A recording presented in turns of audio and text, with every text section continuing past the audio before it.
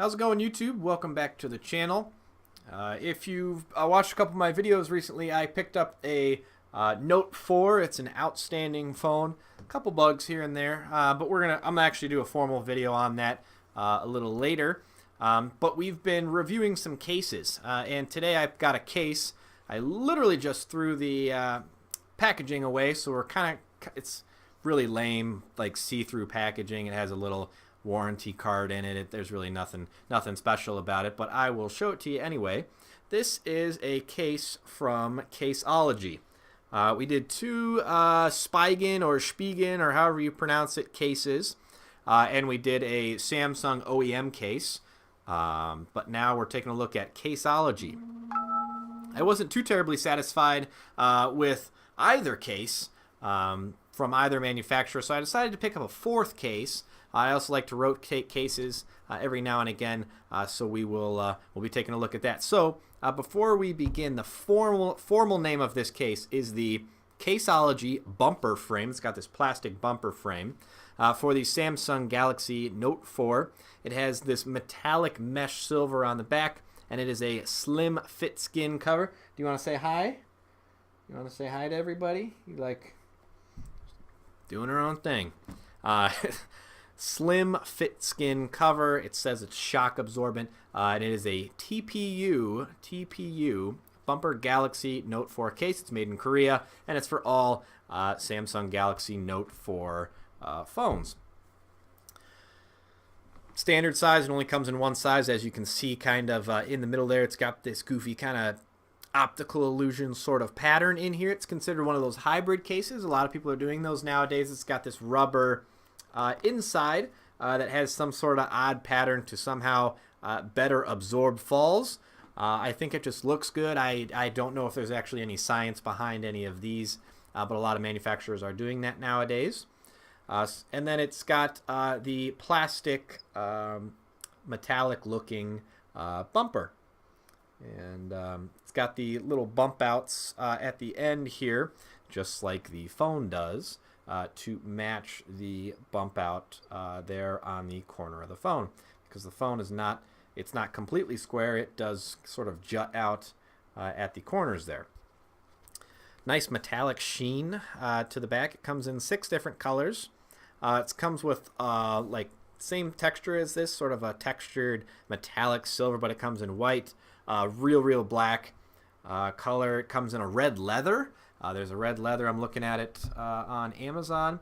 Red leather with a gold ring, white with a gold ring, black with a gold ring, and then brown leather with a gold ring. So it comes in 6 different colors. Currently on Amazon, you can get it for $13.99. It is a Prime eligible item, and it does have pretty good reviews. It's one of the best reviewed case. Has 3,500 reviews, and 3,500 reviews, 81% of those reviews are 5-star positive reviews. It has like 2% 1-star reviews, and those are probably just the reviews that were misbuilt product or something like that. So it does have Caseology's little logo there on the inside. Plastic metal around the outside.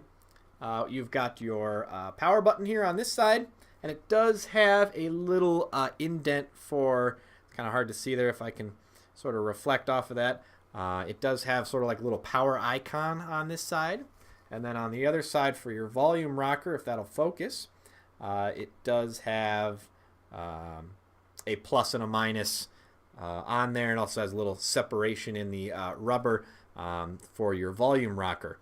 Thing I love about this case is that these side buttons, I didn't know how important these were, but if I compare this case, which is from Spigen, it has that goofy inside. It's got the plastic bumper around the side. It's basically the same case, but it's got these metal sort of plasticky reflective looking bumpers for the power and the volume rocker. They are very loose in there. They have a lot of play. They jiggle around all the time. Really, a rubber is much more rigid and structurally more sound, and it's easier to pick that out rather than plastic and more plastic to plastic to rubber. So when I grab my phone out of my pocket and I run my fingers up the sides of the phone to find the buttons on the sides, it's a much more enjoyable experience. Color's great. You've got Caseology's little logo down there. On the bottom here, I'll actually slip my phone into it now that we've seen enough of the case. It is a very snug fitting case, but will fit in there if you use a little bit of force. So that's what it looks like with the phone in there. We'll start on the back. I do like to have that little cross bridge to kind of separate the flash from the camera. See what I mean with that? Separates the flash and everything. That looks nice, and it has some lettering in there. This is just kind of like one lazy cutout. On the bottom, though, this is where they didn't get lazy. The cutout for the S Pen is perfect, if I can find it over here. It's nice. I wouldn't go any more. I wouldn't go any less. Also, kind of got lazy on the speaker here. If you look really in there, the speaker itself actually has a little crossbar in there for just, structural help. None of these cases do it. It's just a very lazy, cut hole in there. It would be nice to have something to match what the case is, and then also prevent, things and dust from falling in there. On the bottom here, really nice. You've got very evenly cut microphone holes. This is the charger. You've got 2 microphones on the bottom, and there's a microphone on the top, unlike some of the Spigen cases that just have, real little like pinhole size cutouts. Another Spigen case that I use is the Tough Armor. It's not too bad. It does have those nice rubber buttons that I prefer.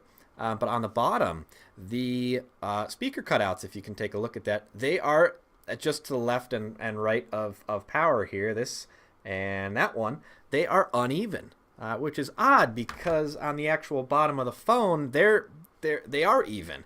So I'm not sure why they chose to do that cutout that way. The charging port, wonderful. They cut that in there very, very well. The phone itself is actually a little bit rounded at the bottom, but if you use a not stock, just like your regular old Walmart or like gas station charging cable that you use for your phone, depending on how the charger is built, it's a little bit bigger, and you might have trouble plugging your phone in using different not name brand cables. So they eliminate that by making the hole just a little bit bigger. Up here at the top, more good stuff that I like to see. You've got your headphone, which is cut just right. We'll talk about that in a second. The microphone's just a little pinhole, but that's okay. There's 3 microphones on the phone. And then that is your IR blaster and a like ambient light sensor combo kind of piece. Let's compare to some of the other ones. Spigen, for example. Now, I like Spigen. I'm using them as a comparison. I do like them. They make fine cases. I'm going to kind of go over some of the cases that I've already reviewed because there are some issues that I have. You see how that's cut out up there? It kind of, comes into the side, so you can, it's kind of exposed there on the side rather than just completely on the top. It's not exposed on the side. The hole, they actually built out the, rather than being lazy and just lopping off the corner like Spigen did here, as the case folds around the phone, they just kind of lop that little corner off for the microphone there, or not the microphone, but your headphones. They actually built out the hole and cut it nice and uniform, and it has a wide enough diameter in there so that if you use different headphones or headphones that have right angle plugs or other things like that, you're still going to be able to utilize all of your connections around the phone. Big complaint that I heard from reviews was that this back here, it looks super grippy. It's got this nice little like textured leather design in there, and it is grippy. Kind of feels like, if you rub a piece of sandpaper in the wrong direction, you get that real nice grip, and it feels very secure in the hands. These little plastic bars over here are not slippery. They're not coated with anything odd that would make it any more slippery. The rubber bumper around here is absolutely perfect. Fits the phone very, very snug. I found with some of these Spigen cases that You start to get like pocket lint and other things that kind of gets stuck in the corners here, and you gotta take your case off and clean it every week or so. But this has not had that issue yet because it's such a nice form-fitting case. On the back, a couple lazy cutouts here and there, but what can you expect? They're all sub $20 cases. They're not like $60 really high-end cases. And Caseology does a pretty good job. I mean, obviously, as you can see from a little bit of the competition, these cases are pretty darn identical in dimensions and inside goofy textures and roughly where everything is. And I mean, even some of the brushed metal that's here on the bottoms of the phone, they're all pretty much the same. Prices are also pretty competitive. But I decided to pick up one of these, so we're going to be going over this. I can't believe this is an 11-minute video. It's only a phone case, but I did touch up on a couple other cases. So I am going to be going back in all the cases that I reviewed, and we're going to be going over some of the build quality and other issues or perks that I found out. So stay tuned for that, guys. Also, I'm going to have a nice long review on the Galaxy Note 4. Going to be talking about everything, so stay tuned for that too. Make sure you're subscribed. I always appreciate that. As usual, guys, like the video if you like it, dislike it if you dislike it. Questions and comments in the section below, and we'll see you next time, guys. Thanks for hanging in there.